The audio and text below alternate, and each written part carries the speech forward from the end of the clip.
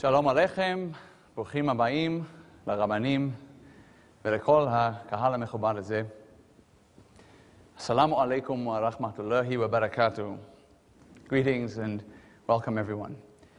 My name is Joel Pollak and I am the Republican challenger for U.S. Congress in the 9th District of Illinois. My general platform comes down to three basic principles: job creation, fiscal responsibility, and protecting America and our allies. Tonight, our focus is Israel, America's most important ally, not just in the Middle East, but the world. Today, that alliance is more important than ever before. Whenever I speak about Israel, at the behest of one of my former professors, I always bring a map.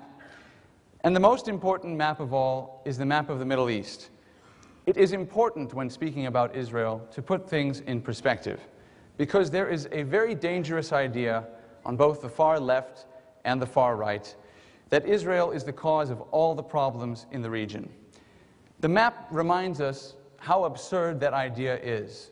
You look at the countries on the map and you're reminded of how many conflicts there are in the Middle East that have nothing to do with Israel, whether it's Darfur or Afghanistan or anywhere else. The real danger today to peace and stability in the Middle East is the Iranian regime, its drive for nuclear weapons, and its support for terrorism. A few days ago, Iran's president gave a speech on the southern Lebanon border, promising to destroy Israel. In addition, Israel faces the continued danger of terrorism as the Iranian regime continues to arm, fund, and inspire Hamas, Hezbollah, and Islamic Jihad. And Israel also faces the delegitimization efforts of its enemies and, unfortunately, of some of its supposed allies at the United Nations and in the media, where the Goldstone Report and similar efforts try to deny Israel the right to defend her citizens. Just last week, the Palestinian Authority refused to accept Israel's right to exist as a Jewish state, and that's part of this comprehensive effort at delegitimization.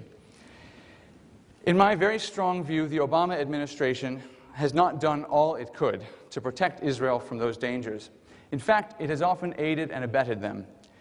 President Obama singled Israel out as the main obstacle to peace. He condemned Israel in March and again last week for construction it has every right to undertake. He has appeased the Iranian regime instead of standing up to it, and he has failed to defend democracy in Iran at a crucial moment. President Obama's policy, in my view, has made it acceptable to hate Israel openly in polite society. Journalist Helen Thomas was fired for making hateful statements about Jews, but she had vilified Israel for years and felt comfortable exposing her views in this climate. The Obama policy has also encouraged the world to scapegoat Israel and Jews, not just in the Middle East, but closer to home, where Manuel Zelaya of Honduras blamed Israel and Jews when he was ousted from power. In addition, President Obama has supported an effort to divide the pro-Israel community and sever the close relationship between Congress and the State of Israel. I'm talking about his administration's strong support for a group called J Street, which takes foreign money to change American foreign policy.